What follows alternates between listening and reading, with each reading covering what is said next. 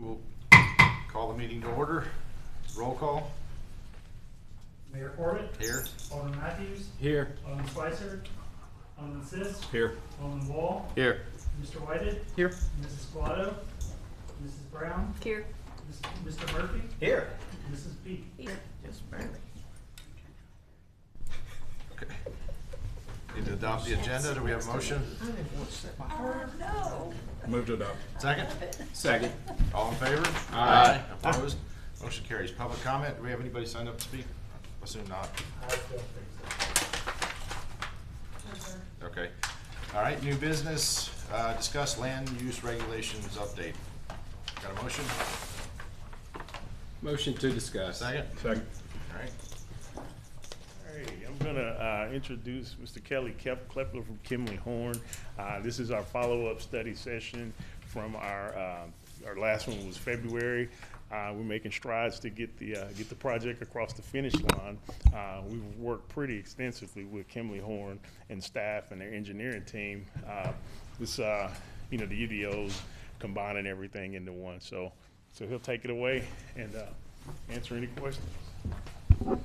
All right, good evening, everybody. For the record, Kelly Klepper with Kimley Horn. My engineering partner, Mr. Harrison Turner, was caught up in the traffic with the wreck on the interstate, so he will probably be rolling in here before I even get to his portion. But appreciate the opportunity to be here tonight. Tonight, what we want to be able to kind of update you all on is, as he just said, and working with Jason and some of the other folks, is the update of the engineering portions of the proposed code.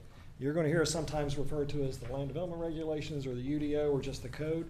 It's all exactly the same. Basically, at the end of the day, you're going to have this nice book that's going to be digital, so both hard copies as well as online versions, that identify everything from your procedures as far as how you do certain things, as far as reviews, timeframes, processes, who does what, also to the types of things that the state allows us to do as a community, through to as what Anna and Michael presented last time with the zoning districts and the zoning standards, but then getting into Chapter C, which are the engineering standards.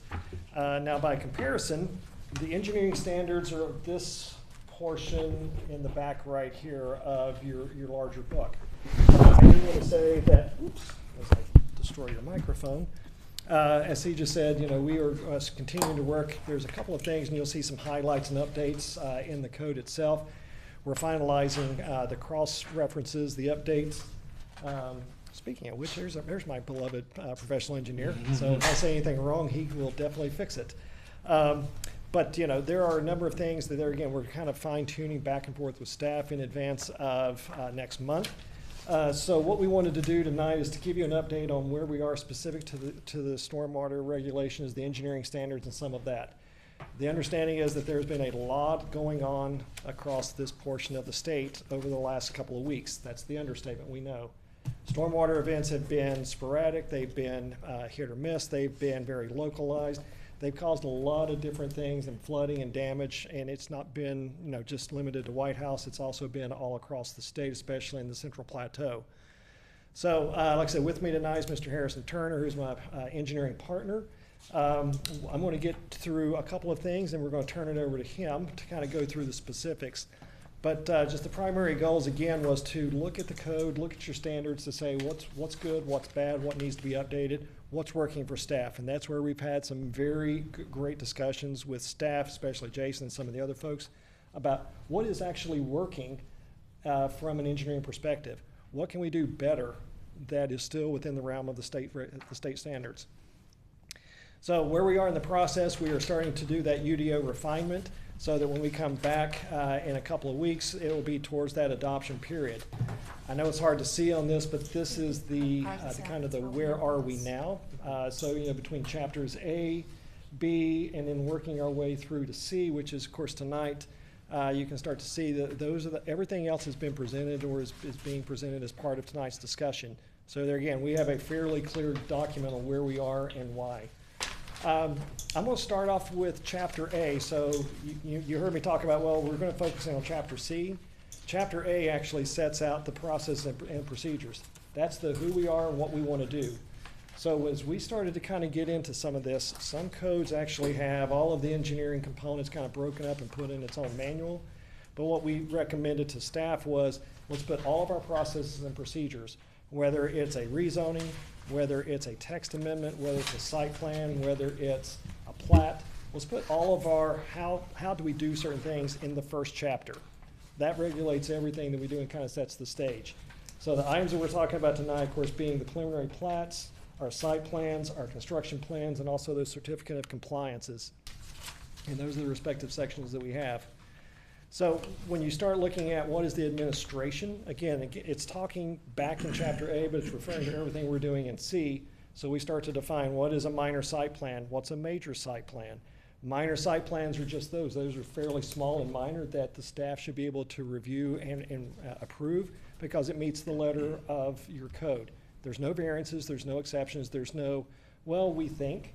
It's black and white. Doesn't meet the standards, doesn't meet these small criteria, and it's a very small scale type of project. Or is it something that requires full approval, which then gets into the major site plans? We're not talking about changing a lot of the processes, so anything that the board is accustomed to seeing, especially those large scale projects, still comes back before the board. What we're trying to do is to not, we're not going to say shortcut, but streamline the process to where, again, if it's a small project, it meets very limited criteria. The gentleman that you see right here that you all have entrusted to the guidance and development of your city can continue to do their job and move things along.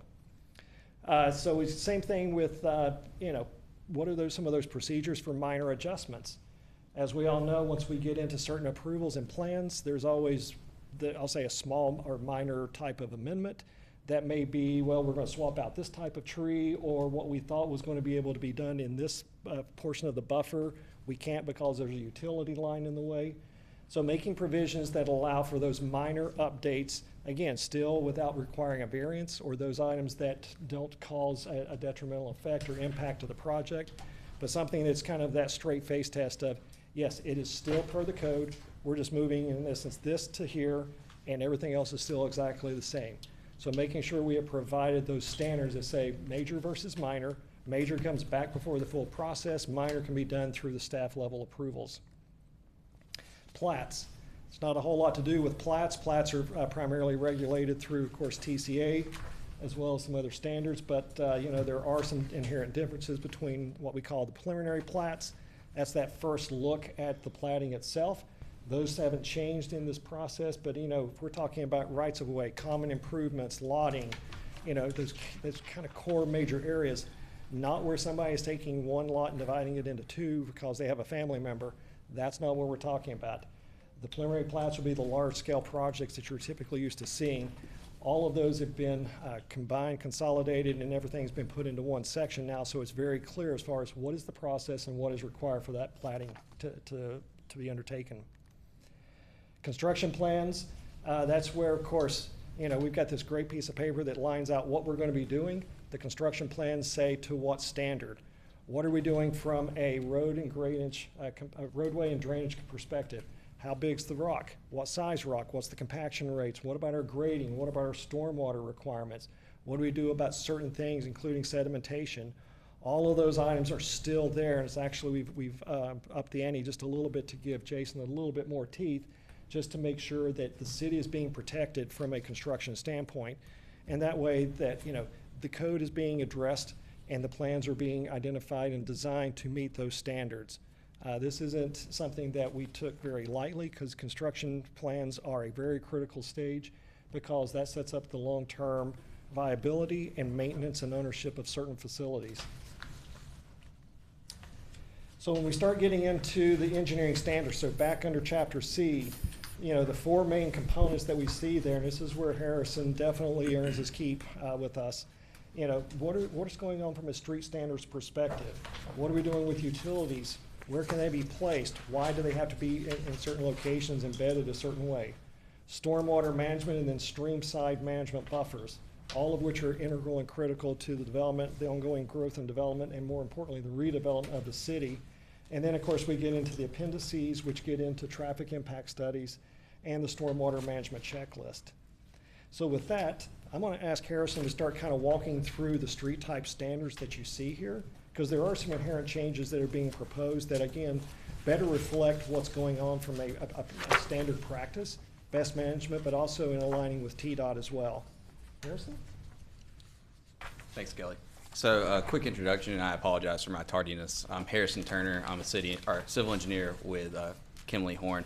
And so what I did in conjunction with your staff was look at the streets, the utilities, the stormwater, and the streamside buffers.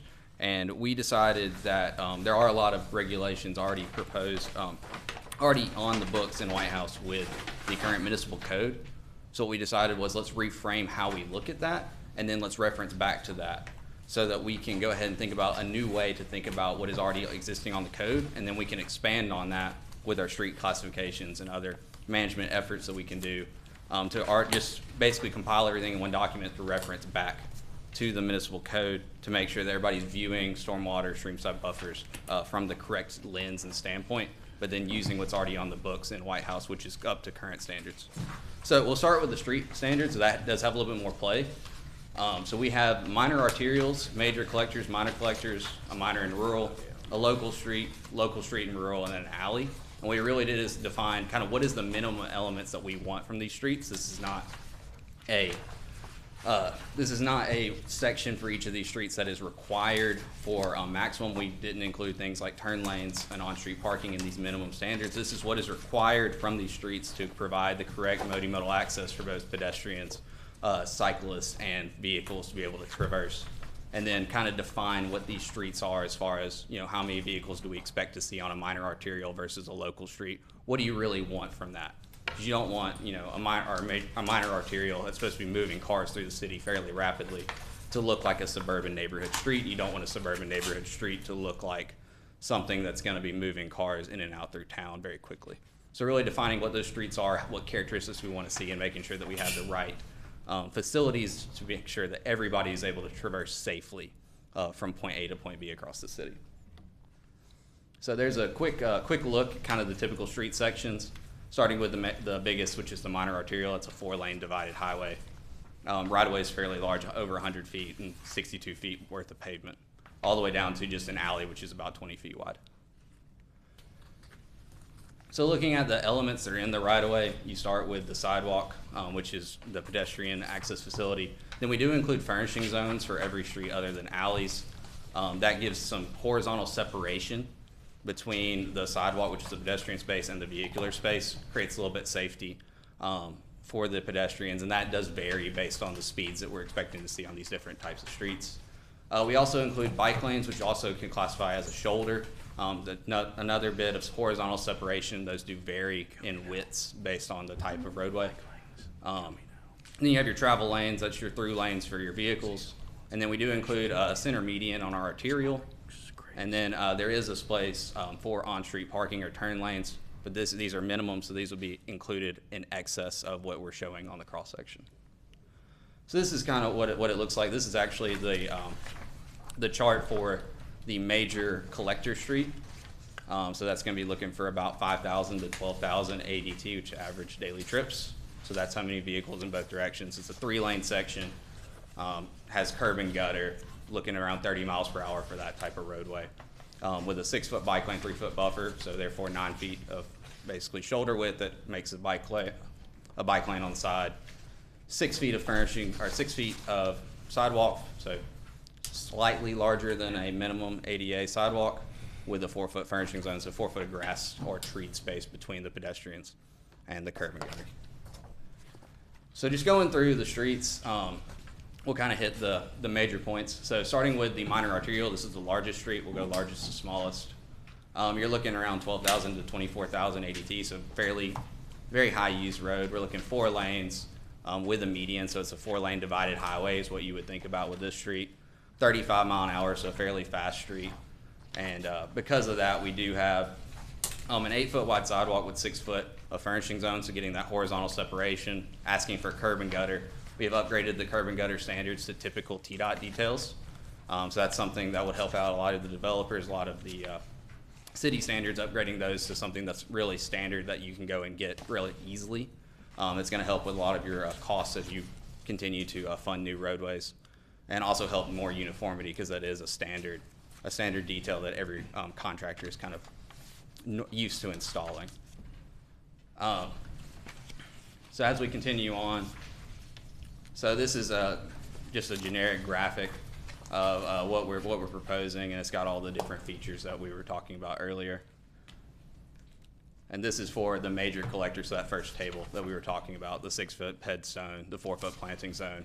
Once again, 6-foot bike lane, 3-foot buffer, doubles as a shoulder. That's wide enough that a car can come over and get out of traffic if they need to, but also it provides a bicycle facility. And then on the major collector, we are offering the ability to have a median since it is a 3-lane section, but it is not required. For a minor collector, we're going down a little bit, so that's only a 2-lane road. We're looking at 6-foot sidewalk, just like the major collector. We are going down to that 4-foot planting zone.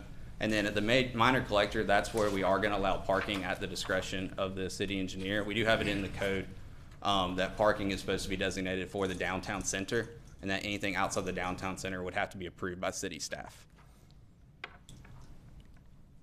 So the rural collector, so it's a 6-foot sidewalk. It is 6-foot furnishing zone, and the reason is we are not having curb and gutter on the rural sections.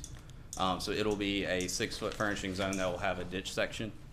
No parking lanes because of this, and then it is 2 lanes of travel, same as the urban collector. And then a local street, which is you're looking for about 20 miles an hour on design speed, a safer environment. That one for bikes, you're looking at having them in the travel lane with vehicles, kind of a shared use scenario. You're looking at less than 1,000 vehicles per day on these streets is really what you're targeting. This is more of your typical local neighborhood street. Parking is once again allowed on those streets in the downtown center and then outside the downtown center per the approval of city staff. And then your rural local street is very similar to the other one. 2 travel lanes, 5-foot pedestrian facilities, 5-foot sidewalk, and you're looking at that 6-foot furnishing zone again. A little bit wider on the furnishing zone because it is a ditch section rather than a curb and gutter section. And going back to the other street, my apologies, we are proposing a 6-inch detached or sloping curb, which is a TDOT standard curb. So it's got a little bit of a mount to it, so you can, if you brush it with your car, it's not that big of a deal compared to a curb and gutter for the other sections. On the local street and then on the rural local street, we're not proposing any curb line. We're proposing the wider furnishing zone between the sidewalk and the street. And then you have an alley that's very, just a 2-lane, 20-foot wide, narrow alley used to be between vehicles in different types of subdivisions. It does provide, access to parking, loading, that sort of thing, but not to be used as a, major thoroughfare of any way. So utility locations, we are looking at have the sanitary and the water 10 feet away per Tennessee state standards inside the roadway. And then we're having the storm lines behind the curb and gutters. That way if you have different types of inlets and things, we can connect straight into those. And then other utilities we can have in the furnishing zone or the grass strip section. So stormwater management, once again, this is where we're going. So stormwater management is defined in the current municipal code in section 18. So what we're doing is we're building on that, building the way we look at it, and then really pointing back to that current code to make sure that everybody's viewing it from the correct standpoint, to make sure that as you're looking through this, you know exactly what your requirements are, and they're not 3 different documents that you're trying to go back and forth and having conflicting language. So we're really trying to make sure everything's combined, everything is concise, everything's pointing to the same place so everybody knows exactly what playing field we're playing on. And this document that we have proposed is really how do you view that, how do you use that, what framework should you be looking at as far as instituting open space and different things to make sure that we're having a more green infrastructure as we move forward with our stormwater management policies. So the intent of the section is to promote the city's natural environment. That's really what it is. And then, that helps with the reducing erosion, flood damages, helping with runoff pollution, protecting, your streams, your wetlands, your lakes, your rivers. Really just mostly in White House, you're looking at streams and wetlands. Recharging groundwater, really getting your infiltration. And then, simplifying, reducing long-term maintenance obligations through better design. That's that last bit. That's done through better stormwater practices, through better stormwater management, through viewing things from a more sustainable way, which is the way this document is written. So the applicability of this is to apply to any development site that has an application for preliminary plat, construction plans, or final plat. So pretty much any major development that's coming in would apply to this section, and then on the books for any smaller development, infill plan, single family, that's already in the code in Chapter 18. So we're not trying to rewrite the municipal code with this. We're more clarifying and changing the viewpoint of how to apply that. So the general design principles, they're up on screen. I can read them to you. Design and construction of stormwater management systems, and then the treatment of stormwater as a valuable resource. Those are kind of the main two. Replicating natural hydrology, simply you want to keep the water flowing to the same places. You don't want to change major drainage pathways. You don't want to say water was running to this stream and now it's not through the current storm or through changing the stormwater practices through development. So that's a major piece of this. Treating stormwater where it falls. So in the current code, you're supposed to treat the first inch of runoff, which is a very standard requirement for water quality across the state of Tennessee. So that's included in the code in Chapter 18. And then if you can't satisfy that, it does require 80% TSS removal, which is temporary suspended solids. So that is the secondary option in the current code. So we're basically pointing back to that and saying, hey, you have to treat this first inch of runoff. And the reason is that is the most polluted inch. That's the part that picks up all the grime and dirt and soil and everything on your impervious areas and taking that into your natural areas. So we want to make sure we're catching that, treating that, so that after that, the rain that does hit the ground and run off is clean and able to go into your current streams without polluting them. Minimizing discharge, so we are requiring per the current code all 6 design storms to a 24-hour event. So that is the 2, 5, 10, 15, 20, sorry, 2, 5, 10, 25, 50, and 100. Apologies for that. And that is in the current code. That's the 24-hour storm. So looking at a storm that starts and then over to 24 hours, it'll rain. That is the current engineering standards for most municipalities. That is what's currently in the code, so we didn't think we needed to change that in particular. And what you're looking at is how much water is leaving your site before you do your development, and how much water is leaving your site after you do your development, and what is the difference in those, and making sure that more water is not leaving your site after than before. So that's currently in the code in Chapter 18, and we're pointing back to that. Integration of stormwater and open space. This is something that we're really promoting with this, which is on top of the code. That is making sure your detention ponds, your retention ponds, your water quality systems are promoted in a more sustainable manner, so that you don't just see a giant pond in the middle of a nice subdivision or development, so that it can turn into more of an open space, more of a landscape type area. It's supposed to have features that make it feel more like a community space rather than a detention pond. And that kind of blends into the natural resource management and the storm system. That's really all together there. And then the system design hierarchy is also included. So design standards, once again, I think I've said it a bunch, but Title 18, we're not trying to rewrite that. So we're trying to reference back to it, make sure everything is in the same place, so that it's very clear to developers when they come in exactly what they have to do and what requirements they need to meet. And then that maximum release rate, that's what we were talking about with those storms and the storm design requirements. That's 6 engineering storms. We do have stream buffer requirements in Chapter 18 that we were referring back to, and then looking at how do we make sure that those are implemented in the correct ways to help promote healthy wetlands and streams in White House. Then we do have easement standards that are included in this for different types of utility lines. And then the detention requirements are also part of Chapter 18 that we're pointing back to. Any questions or comments from me or Kelly?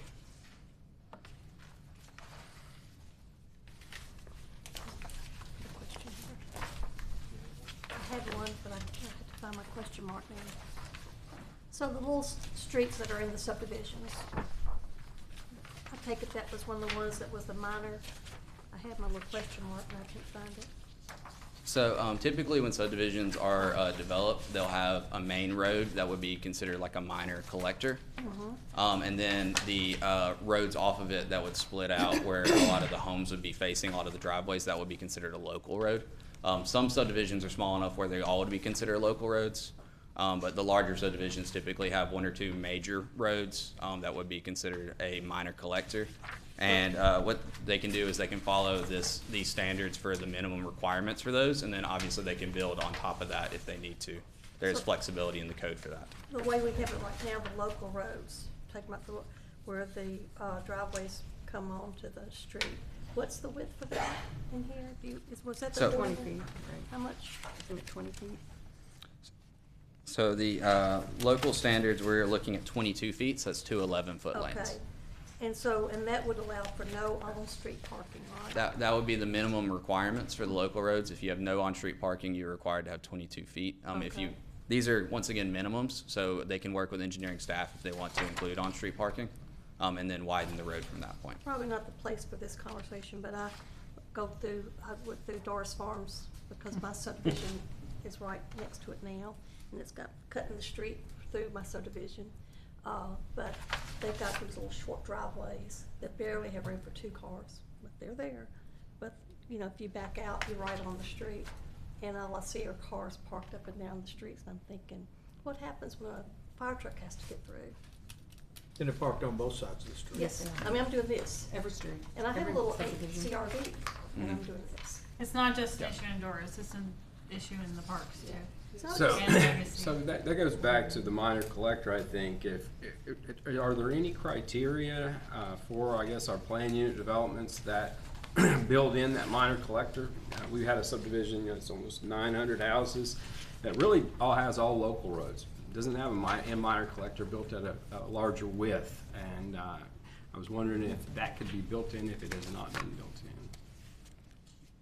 I would, I'll let you speak, but I was just gonna say with PUD, the beauty of PUD, which is obviously, didn't happen in this one, but the planning commission has the flexibility, more flexibility with PUD to say, you know, Durham Farms, you know, how Durham Farms, this is what we wanna see. Or can't we just up our standards? Can't we just up our standards, or are we No, I'm locked saying, into but this? with the PUD though, the PUD is a plan to be redesigned, so it's really, I mean, you can put a standard in, but that's what makes a PUD not unique. We to could a regular require, the subdivision. planning commission could Yeah. require Yeah. it. It gives you a lot of flexibility to do what you kind of recreate what you You can tell want. them to do X, Y, and Z. On a PUD, but yes. on a regular subdivision like Doris This one- Farms, What about with it is a PUD. It is. with Well, that's right, where they have the right to develop and they don't go through the PUD process and they do, say, cluster development or something like that. This would recreate standards for that with the, based So, on. so if, say we have 400 acres and they decide to not go the PUD route, and they decide to take the other route that they have available to them. So what requirements would we have on them for those minor collectors in a large subdivision like that? So they would adhere to those development standards. Yeah, I was gonna say, on the traditional components, yeah, the conservation of the clusters, they still have to basically follow these standards unless they start to ask for a variance or a modification to that point, which is where your technical staff can go, no.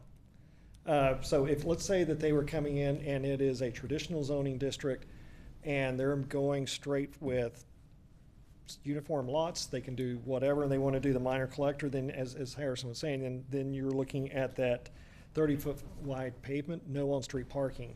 Now, I will tell you, having been in CJIS's position for a number of years, developers love to be able to do that. I'm not going to talk bad about that, but the first thing that happens is people are parking on the street, the fire trucks can't get through, and you just created an enforcement nightmare.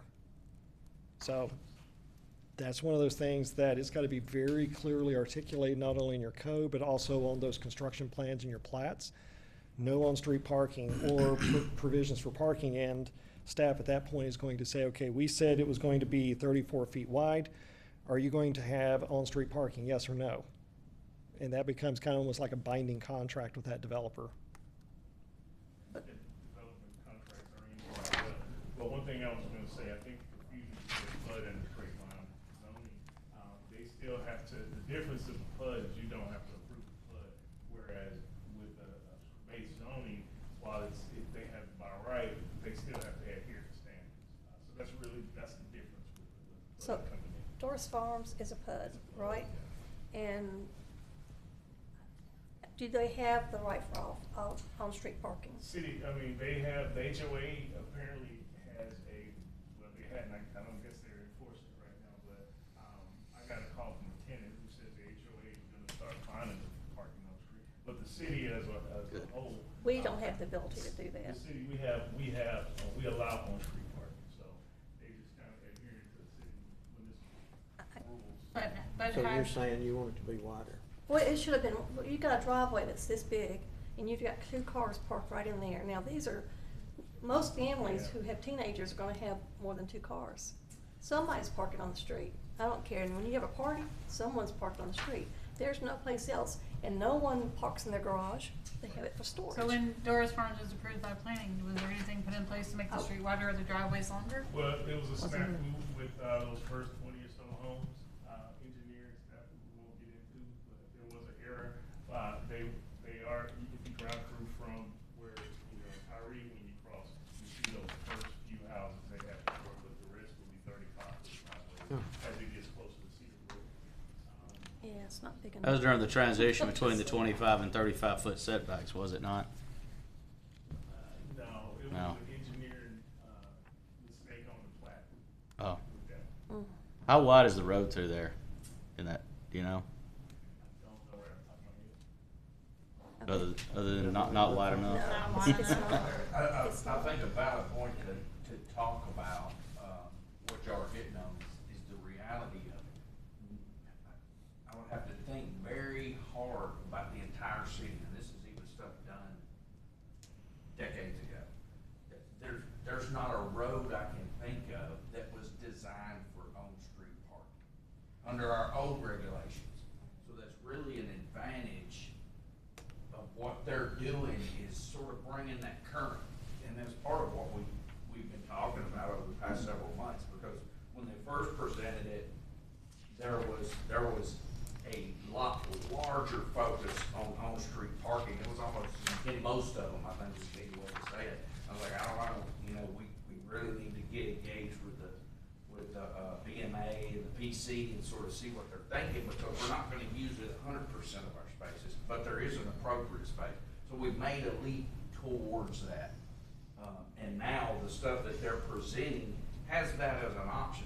Now, that doesn't mean we're necessarily done with this, but y'all are hitting right on the right thing. Now our regulations at least has that option to consider on-street parking when they're coming through the planning process, and possibly even the PUD process when you're talking about a zoning and something that's a little more unique design. So we've got the option now. Doesn't mean it applies everywhere, but the flip side of that, with our old design code, we really didn't have a way to do it all in the street. None of them really are designed in the street, so that's a separate issue when they're in the street now with everything that's been done prior to this point, or prior to what we're about to, I guess, put into play in the next few Right, months. We had only addressed that through, parking requirements. So part of that is, how are you gonna park on a residential structure? That distance that we've talked about for a few years. That was really where we're looking at it. That's your option, whether you had garages or what was out there in your driveway and how we proceeded with those designs. Or if you think about, townhomes or apartments or other commercial places where you're looking at a parking lot style, and those are now commingled in our subdivisions too, so you can't forget about that, of the scenario of possibly additional parking. If you have a PUD, and you got a real tight space for townhomes or whatever, you can design it so that it's got 2 spaces, and we have over the years in the driveway, but there's sometimes more parking that's really needed. How do you deal with that? So on-street parking is one of the ways that you can deal with it, but definitely something that needs to be thought about as But then we proceed. we can require a minimum on the on-street parking. the minimum width, right? If you, I guess, Yes, that's in their code now and defines some things that we've never had. Right. But But I if we're don't- defining it now, then Yeah. let's really define it for what it actually needs to be. Yeah. yes. Yeah. Because we're not always gonna be here. These people are not always gonna be here. You're not always Right, gonna yeah, be this here. will be the Bible for that. Right, so what is the minimum in the code that we're, The old code or This- now? This now, code. this one? 35-foot setback or not? We changed that, it's ironic, because it was Bob Doris that made the motion to start that process. 35-foot wide driveways, and unfortunately, his land that he sold, that first group that went in did not meet the requirements. So all the other homes are getting it done. I mean, you can also look at cars being parked on the street as traffic calming, because you're not, especially on the street lights, Cedarbrook. Yeah. All now. You're not going through there, you went there. I'll tell you this, what it is a hazard for the kids who are running Yes. across the street that I you mean, don't see. They do have the Another sidewalks. solution is to this, and I have not heard this discussed, that I've seen in another city I've worked in for a lot of years. They, on residential streets, they would put no parking on one side of the street. Yeah. And that allowed on-street parking, but also made clearance for trucks and for fire trucks. That makes sense. Well, Jed. if they had set the houses back a little bit more. Way I think we could solve that. When I go to parks, those driveways, we're not required to do 35-foot, but I think he went a little bit further, because it looks like there's more distance when you drive through, like Settlers Ridge, Summerlin, where they're real short. But if you go to the reserve, they met the 35-foot requirements. So the Coach Crossing, they met the 35-foot requirement. So you can get literally 4 cars, not four big pickup trucks, but you can get 4 cars in a driveway with two in the garage. Which a lot of people don't even use cars, drives with cars anymore for storage, but those are solutions you can have. And I'm not sure if we've allowed for that, but like, no parking on one side, just leave it up to It's the not enough. majority. So what is enough? I don't know, that's why I was asking, I don't think 22 really is enough, that's just my personal Yeah. opinion. Well- But if they were even set back, they had like a building envelope that was a little farther back to where the driveway was a little bit longer, Yeah, that would- maybe. I doubt that would be Oh, sorry, solving, I'm just kidding. but that would make a lot of their lots, One that- thing I would mention less though, lots. I would recommend going and riding through like true PUDs, and they don't have like lot widths or certain things that dictate, because if you start dictating like different widths, then all you get to just a single, everything is gonna be same, so I would caution against that. And just kind of maybe take a look at some, like, I think one time before we get some PUD tours, this is just the planner speaking to me, but I mean, I just recommend going to look at some developments that have different driveway widths and just kind of use these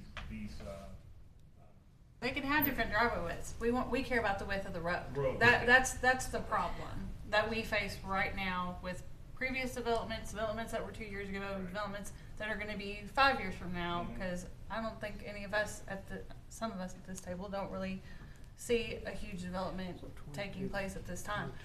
But like I said, we're not always gonna be here, so if we can put a minimum more than 22, I think we should. Because that's what we're saying, we're putting a minimum of 22 right 12 now. feet. Yeah, I think That's it's, 11-foot lanes.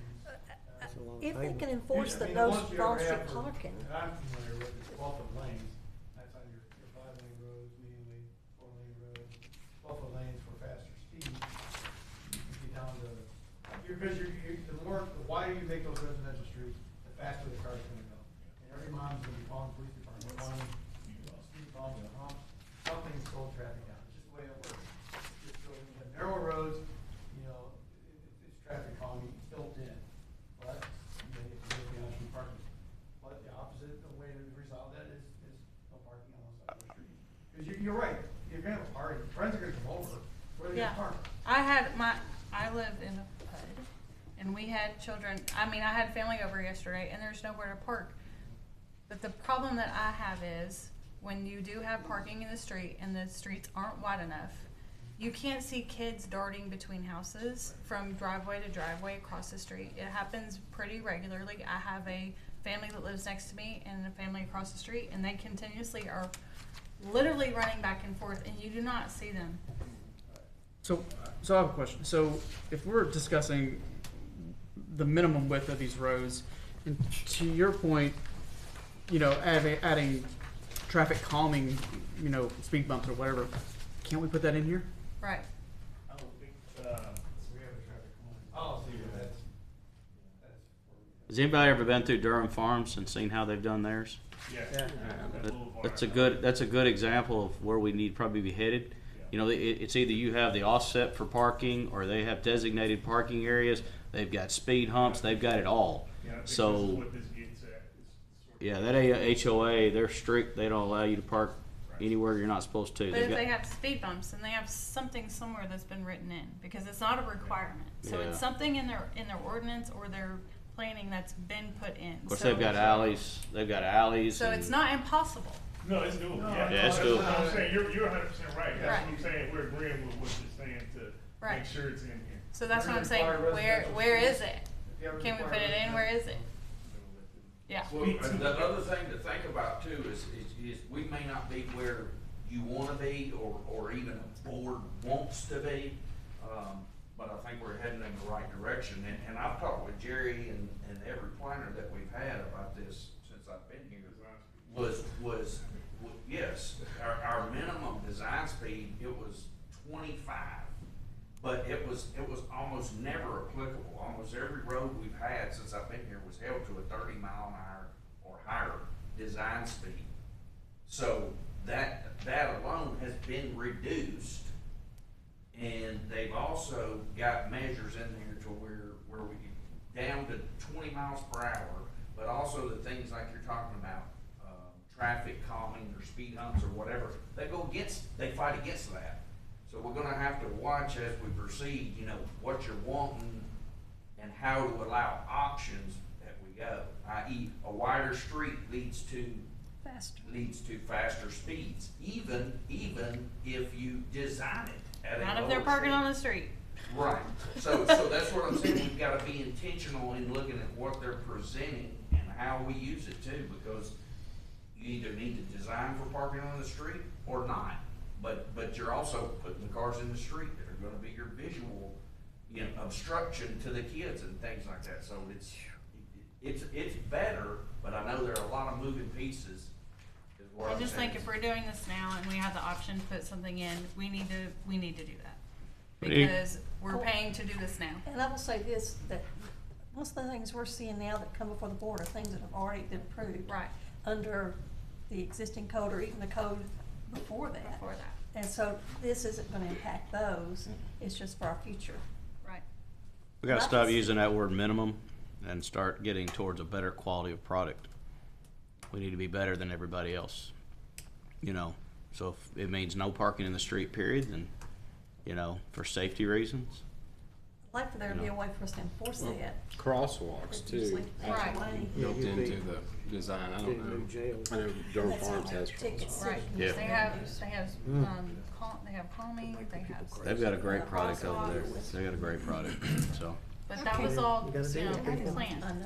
And then they have to have something in their ordinances saying that that's a We got a requirement. traffic calming program. Yeah. In there. And I think one of our biggest things that we've always talked about as a board, as BOMA, is that traffic safety has been super important with our infrastructure. So if we have something we can put in now, then I'm of the opinion that we should. It seems to me that none of us are happy with our current subdivisions. This is all futuristically, as you've cited.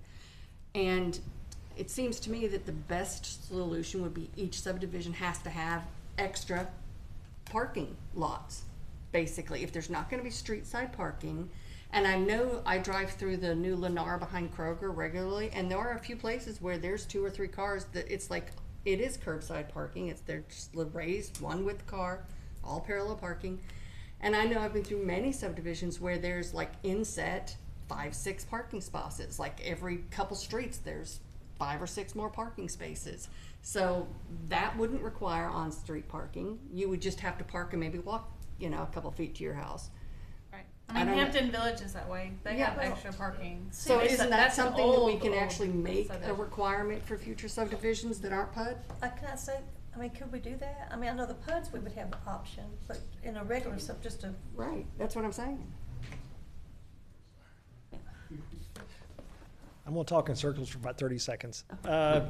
you all can, as part of this update, you can start asking or requiring guest parking or distributed parking above and beyond. Absolutely. I will tell you that not your neighbor, but your neighbor to the east, North Carolina, actually prohibits that per their state law. Guest parking? Guest parking. Prohibit. What's the reason? Justification on that? Developer friendly. Yes, that's the problem. The developers are gonna try to get every nickel they can out of what they. Because I gotta be they careful what I want say. 'Cause more. we have a lot of developers. Allow on-street parking. But no, I was gonna say, they do allow the on-street Houses, parking, but a houses. lot of communities have tried to go the route of the guest parking spaces, exactly what you're talking about, is like in every kind of quote-unquote neighborhood, within like a quarter mile, you've got distributed parking, 3 to 5, groups of spaces that are identified specifically for either guest or something else or overflow. So if that's something that this group is, and I've been, as you can tell, I've been taking a lot of notes. If that's something that this group is very interested in, then we'll go back and craft some language and get with Jason and with CGIS about not only some of the things with the on-street parking, but more so, I'll say, the additional guest parking and things of that nature. We've been comparing a couple of notes. You do have provisions that the team has identified, especially with respect to the passing lanes and especially for fire safety.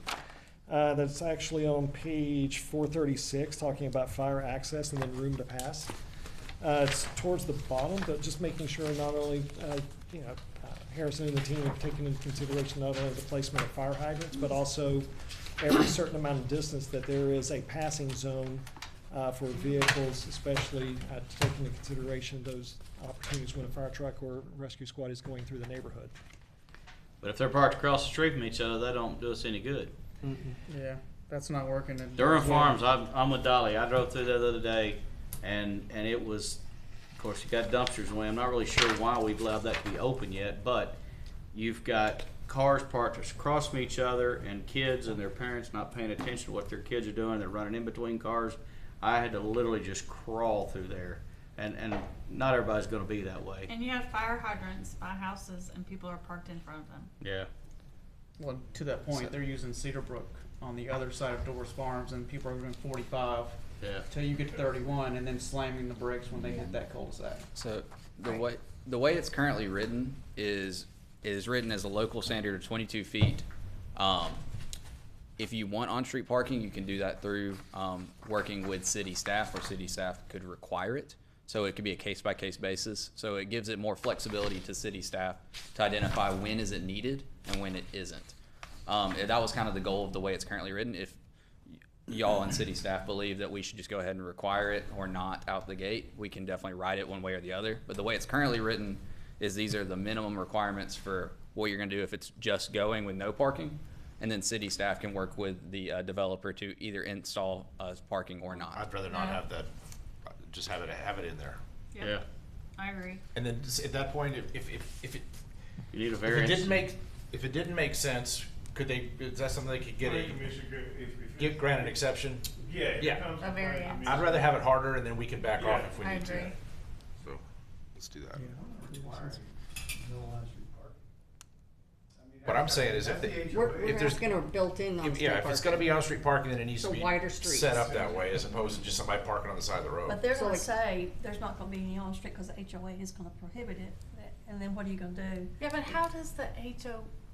If how does it's the HOA designed, enforce if it's that? designed with the on-street parking, I they mean, can't sure they prohibit it. can, but like, They I can don't fine think- them, Yeah, they but can there's no file one parking against the signs. house for unpaid Police can fines. enforce it. They can- Yeah. right, That's for sure, you Right. can do that, but if you, like I said, if you want to have on-street parking, have wider lane, if you're gonna have on-street parking, you're gonna have faster cars going in the areas that, don't have cars.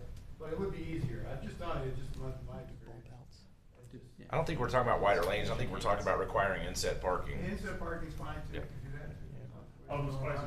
You're right about, the It was HOA like enforcement. Coach Crossing, Right. when you had the little parking lot. It Right. was tight, they had to put extra parking Yeah. spaces. yeah. That was one of the calls I did get from a resident, he's fighting the HOA. Right.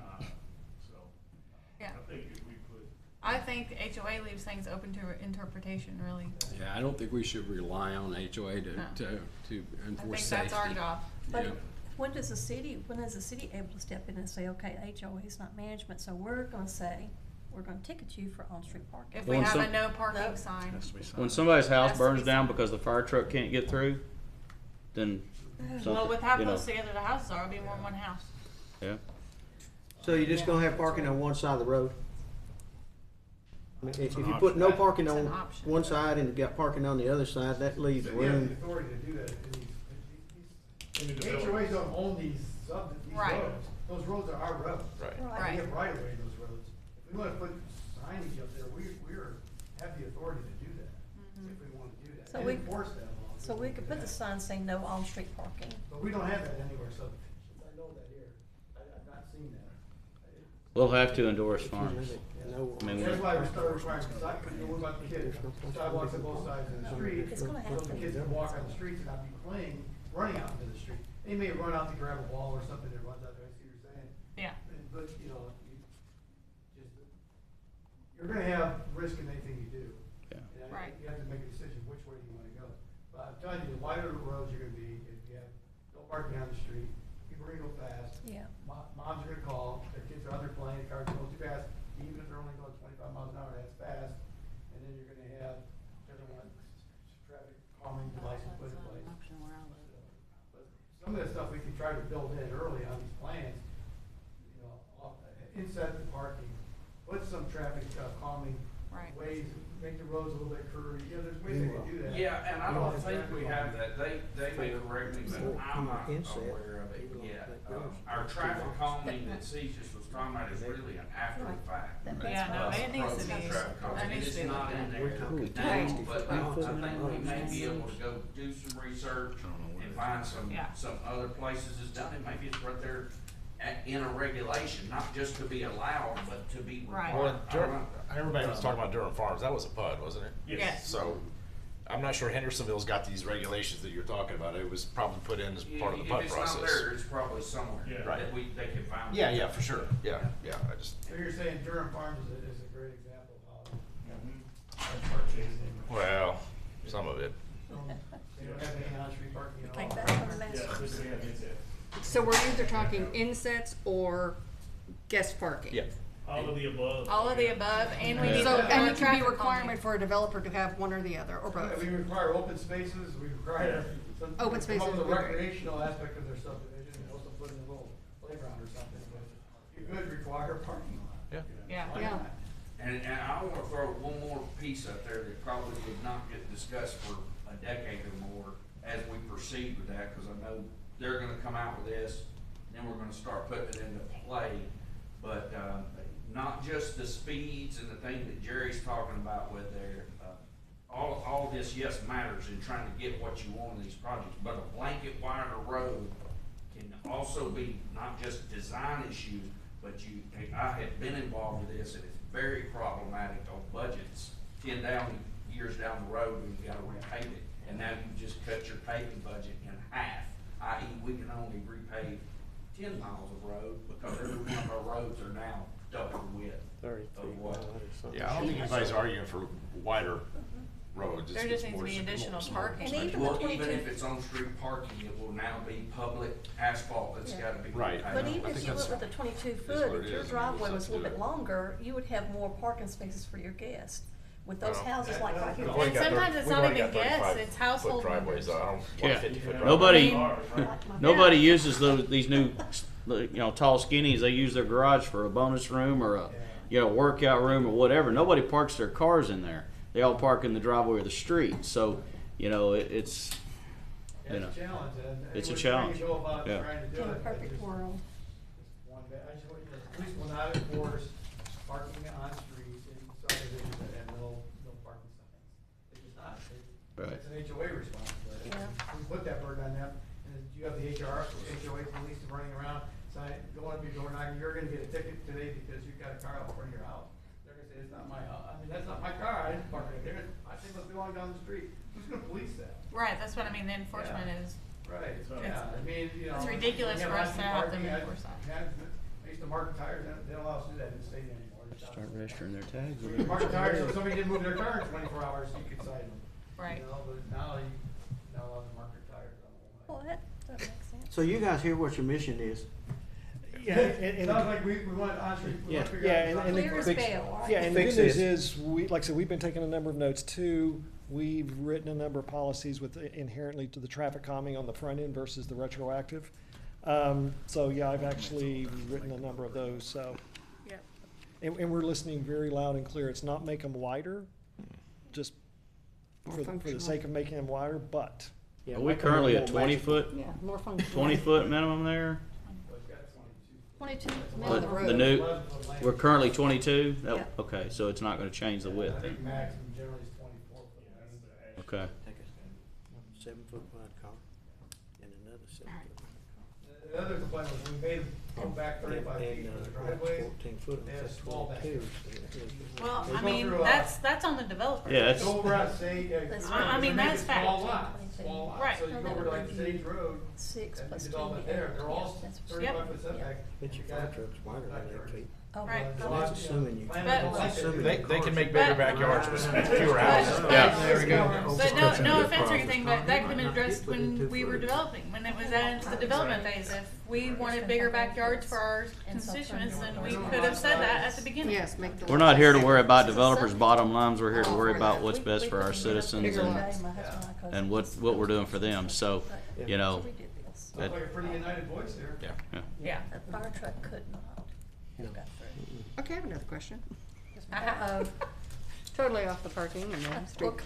Under the public right-of-way standards, under street lighting, is that something that you guys, we were talking about here? Cause you haven't mentioned it. Is that something we're getting to, or?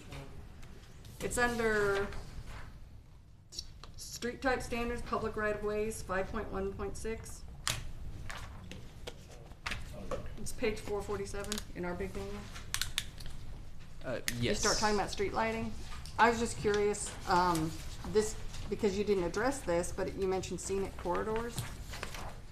Is that, what is that?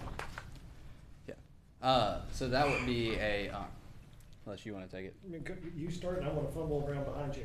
Yeah. The easy answer is, we talked early on about, do we want to start designating some of these as scenic corridors, almost like an overlay? And this may have just been a holdover from that early discussion with CGIS in the city. So I was just making a note that I don't think we finalized or formalized moving forward with the scenic corridor. So that probably needs to come out. As a road type, cause that, Yes, ma'am. okay. I thought we were taking out these solar. Battery house.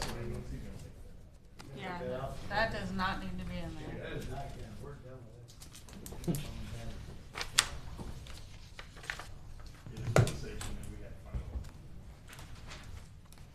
One thing on that is if anyone's got input on that, I think it's highly valuable at this time. We had very, very little requirement in our prior regulation at all.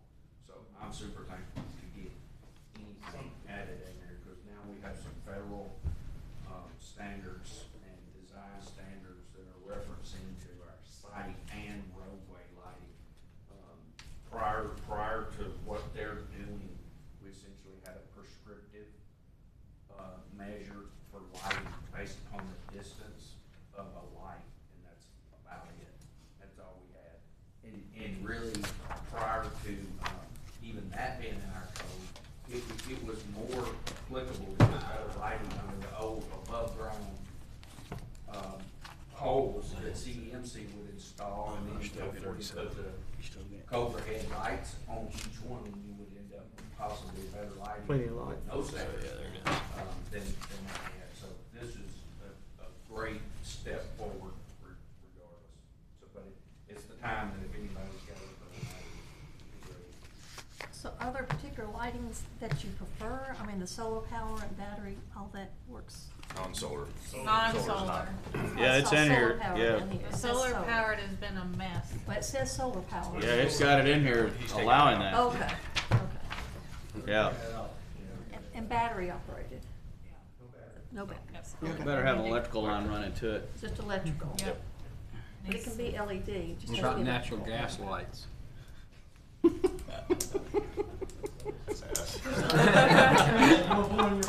Thanks, Sam, thanks, yeah.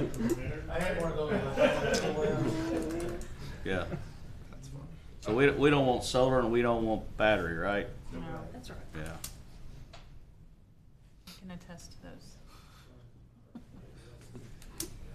We're moving right along, what page we We are. on? Well, actually, 447. 447, we're making some hay.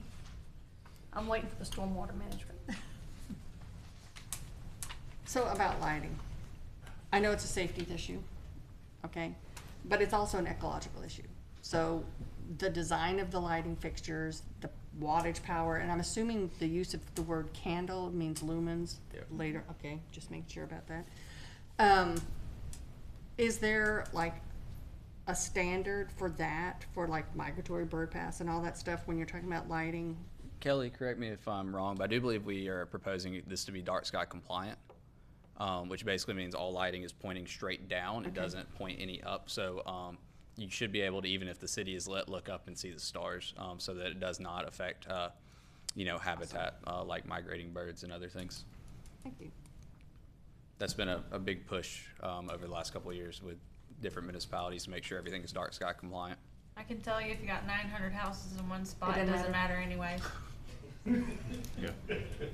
Just saying. But a lot of the lights they're not coned down, which is the idea.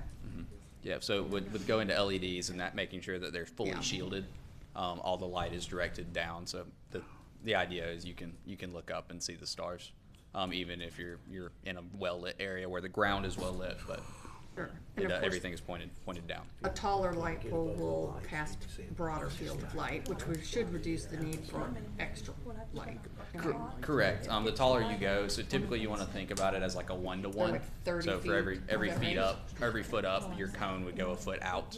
Right. Like a 30-foot up would go 30 feet wide. Right. Is kind of the rule of thumb, kind of general idea. That's how I understood it. And I will preface, I'm not an electrical engineer, I'm a civil, so grain of salt on my lighting.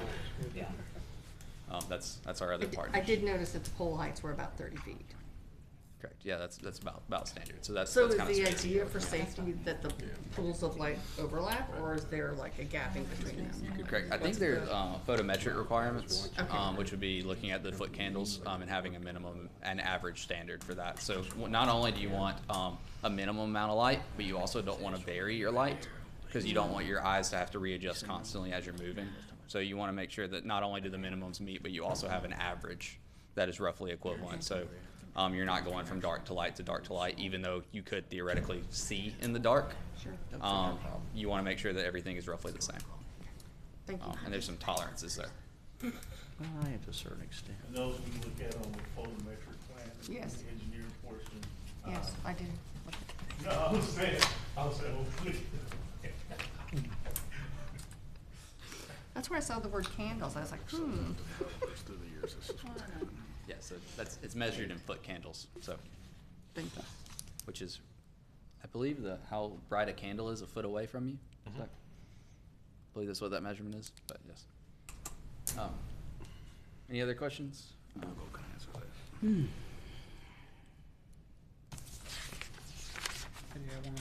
Well, stormwater management stuff, which, Yes. we've all been talking about this for the last couple of years.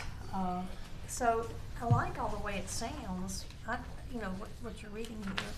I'm just concerned with who actually enforces all this and make sure it all happens with all these different developers who would cut a corner if it would save them $1. No offense to anybody who happens to be a developer, I'm sorry. That's my biggest concern. We put all these things in place, and we talk about wetlands and different things, and I just don't see how it's actually being addressed. I don't know, maybe after this last storm we did better. I didn't drive by the little girl's house that had the big swimming pool in her backyard, and the water was flowing. Did you see how it was doing? I think they did fine. They're good, Yeah. good, okay. Are you speaking like from established neighborhoods to now? 'Cause, Well, for instance, where we are in Cedar Brook, I'm on Alderwood Drive, and we have that, what is it, Honey Run Creek? Yeah. That kind of flows from Sage Road and all in through there. And now, where we used to have maybe an occasional fill up of that little area that goes under Alderwood, right next door to Daniel's house, this last rain, it didn't overflow, so it didn't get out of the banks. But I mean, it was at the top in the last drain. So it's still excessive over what it was when we first moved there almost 20 years ago.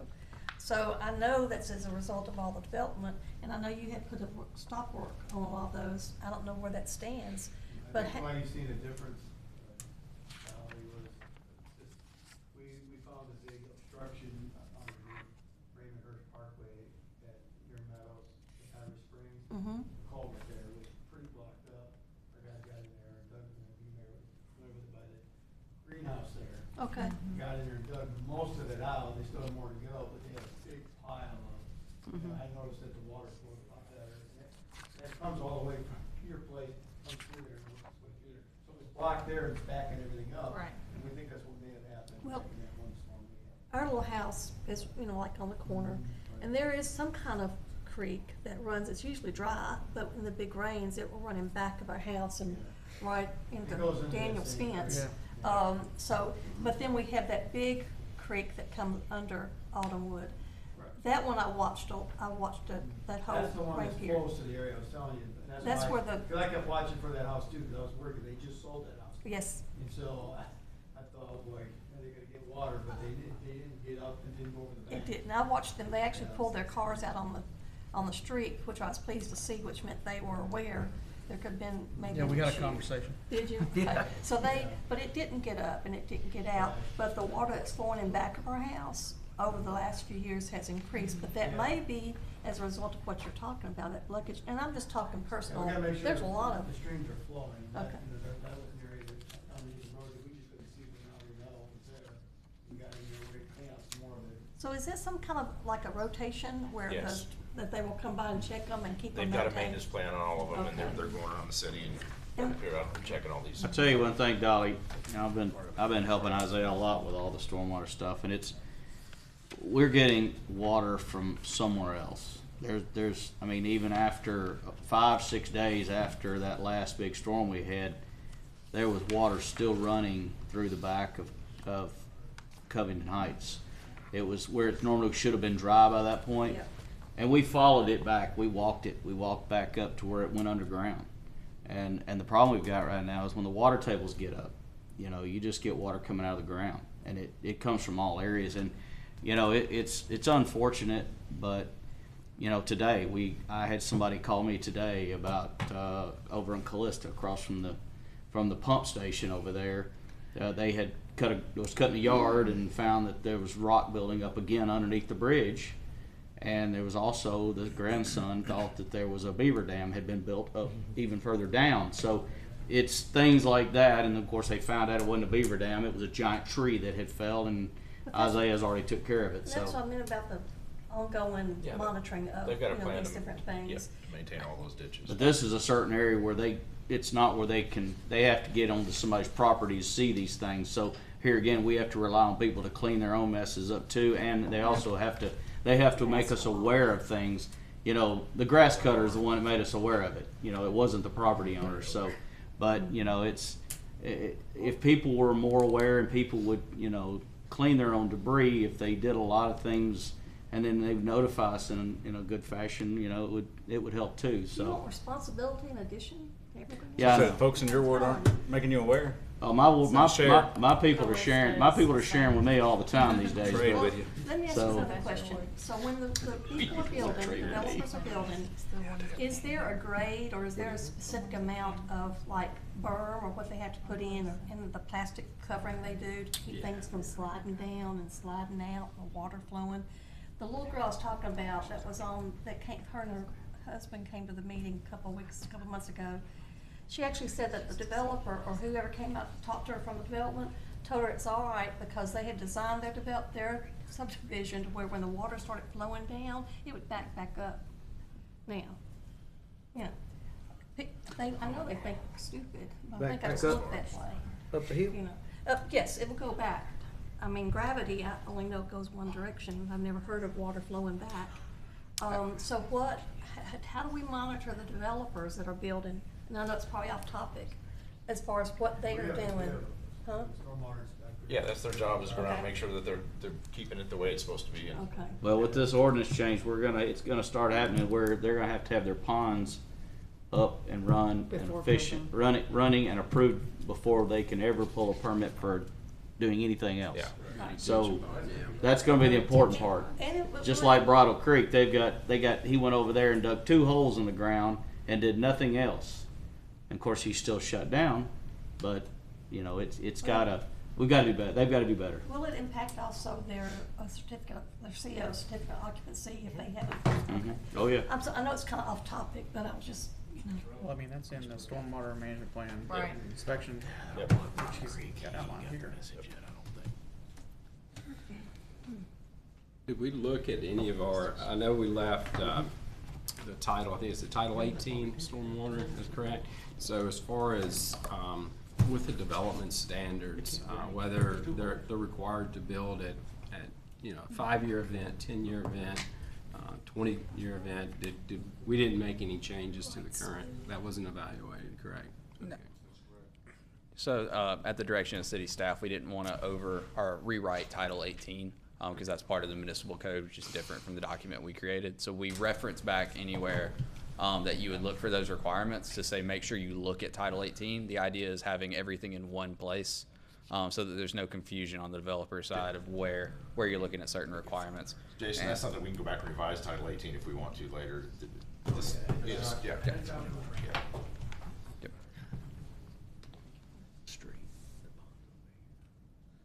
I will say the creek was a lot better this past rain. It was a lot. It was a lot. It was stopped up pretty bad. It was a lot better. Any other discussion? Oh, good.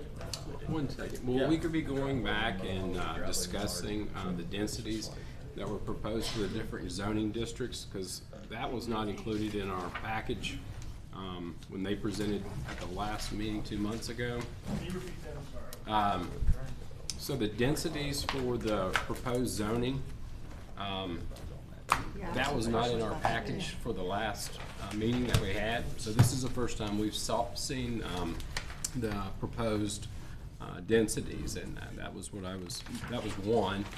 And then also the changes that we requested at the last meeting 2 months ago, if any of those have been looked at.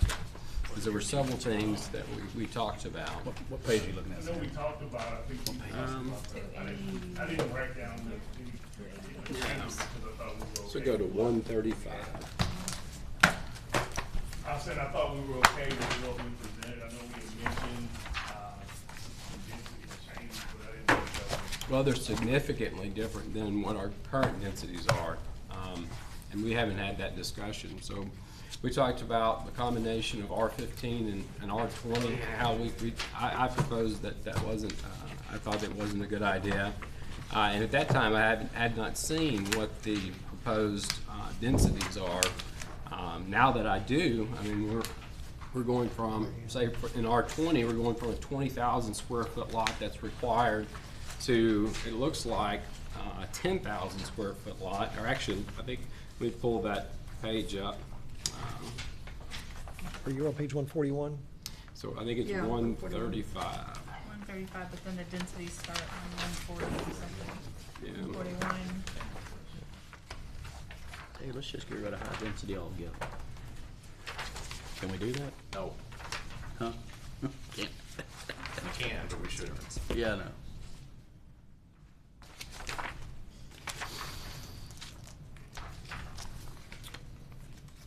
So we've made changes, so residential medium density, so we've gone from, say, an R20 district, that used to be 20,000 square foot.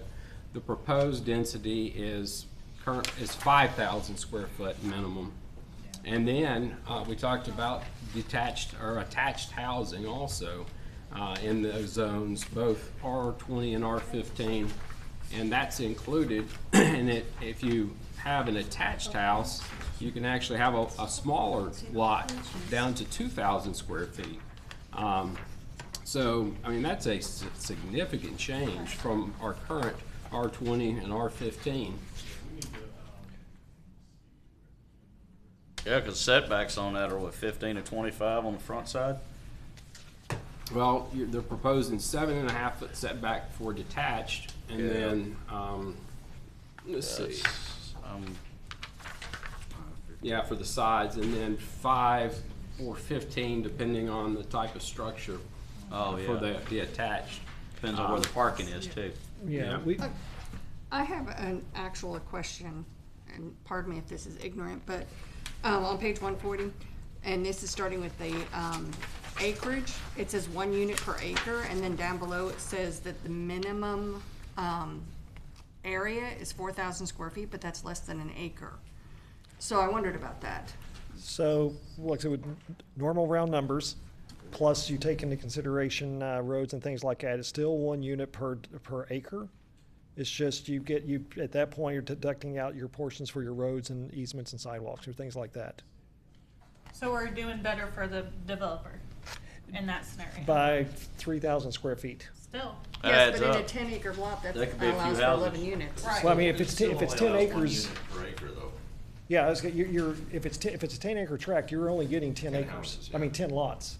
You're not getting any density bonus or anything like that. But is that a plotted acre or is that from the center of the street out? No, that is if The this property right here is 10 acres as per the current, per the survey, not going out to the right of way or anything like that. I mean, excuse me, not going to the center line.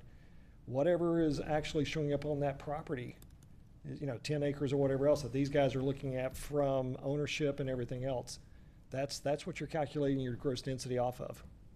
So technically, if you were putting in green space and you were allowing for the roads and sidewalks and all that stuff, and especially if we added inset parking and things like that, you could still have individual lots that are quite small. Or, I mean, you're not gonna have an acre yard per house, I think the is that correct? calculation is- Because it's 10 units per acre regardless of how they're set up, So I think the rule of thumb is you just take an acre. right? What you said about subtracting that 30, that Right. 3,000, it's usually about 25-28%. You subtract out. Right. So they, Never thought of it's really not to their benefit. I mean, they're not counting that entire acre. I mean, they're not calculating that entire acre because they gotta account for the infrastructure. No, I understand that. So what I'm saying is like in a 10-acre spot, for example, you might have like a cluster of 5 houses that are on like 2 acres, and then you might have more open space, and it does allow a lot of flexibility for how they're built, The density is the density is the density. regardless of how they're Period. arranged. It doesn't matter if you Yeah. had a 2,000 square foot lot or a 40,000 square foot lot. It's still, on that 10-acre tract, And homes. 10 homes, period. So, the way we normally calculate, you look at the density and you calculate it based off of that. Then you can start to look at what is that minimum lot size that I can have. That's what's It's kinda never going to be a confusing, one for because one this for is, one, especially in a traditional potency, neighborhood, which just would be because of the roads, the right of ways, and some of the other All offsets. One of- Other than that, 'cause you're right in what But you're then saying, that this this is- is one of the cross sections that, Maybe it gets- that we still gotta know, that we still have to go back and look at. Yeah, and, I and, wasn't sure. All of those, I think, should be Well, looked Those at. were cross sections because we kind of wanted to get this document to start being reviewed because we could keep kicking the can.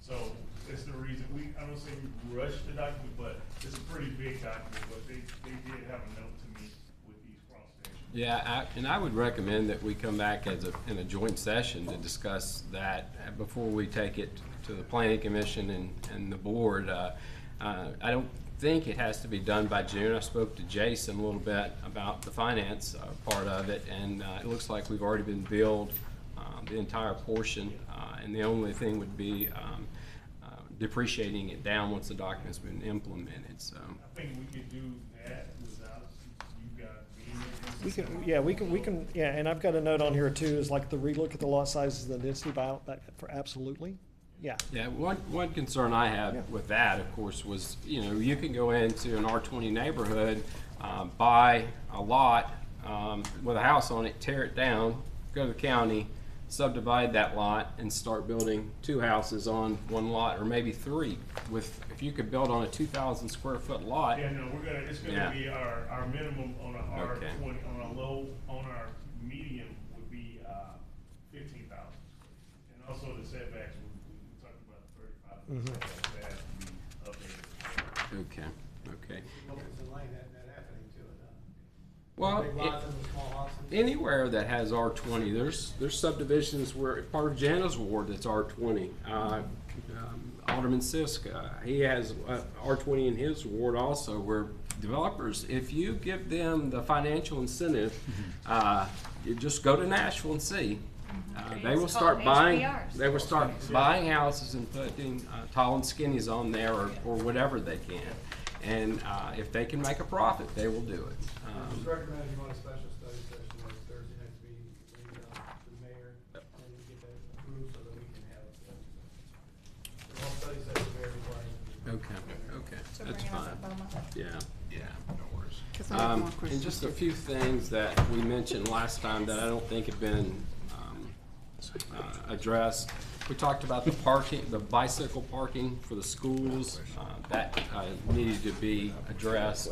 And then also, I noticed that the campground was the same as this, or actually,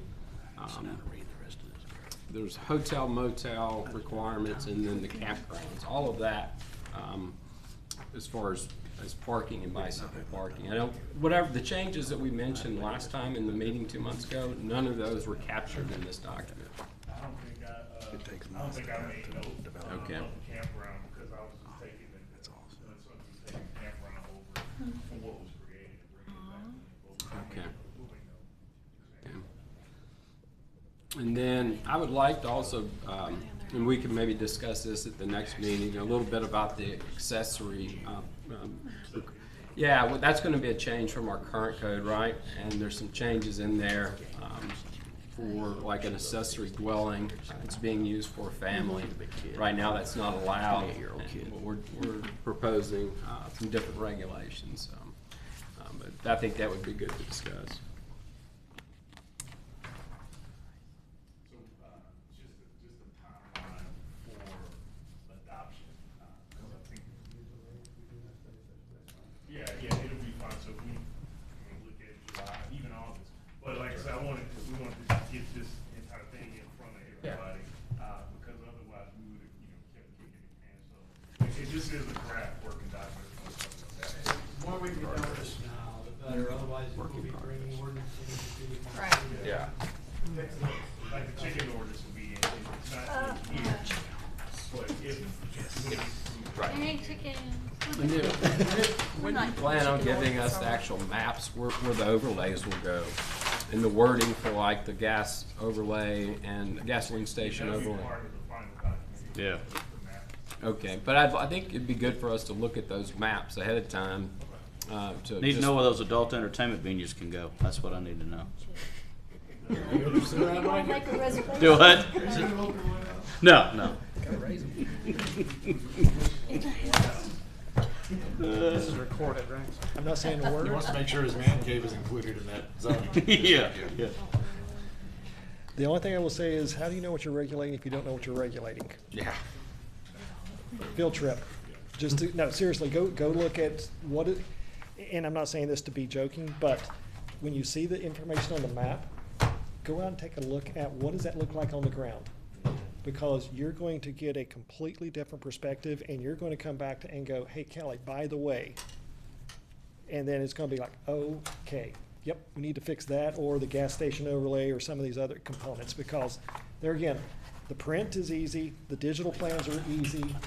When you go out there and you start looking at the topo, the trees, the streams, and some of these other inherent features that don't get caught on these code items, that's where you go, And that's the reason, one of the things that we've talked about with CGIS is that, once this code's adopted, that's not the last time that you see me or Kimley Horn. To the contrary, what we've said and talked about, and I do this with all of our other partners, I'm doing it with Lakeland right now, just down the street from you all, is at the quarter, I'll say, a quarter of a year, and at the 6th month, do a check-in.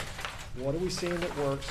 What's not working? What are you seeing that's coming down the pipeline? So you start creating that list of the parking lot items, and you literally hit it at the 6 months of yes, no, or we need to look at these amendments. And like you said, Mayor, it's literally, instead of coming back every single month, unless there's a critical item, compile that list and look at it, because when you start doing the minor updates and edits, you're gonna be right back to the same code that you had, which was the Band-Aid fix and inconsistencies back and Right. forth. Okay, so am I understanding that we're gonna have another joint session? Yep. Okay. Good, good. I have questions. Anything else? 1, 2, 3? Yes, I always have questions.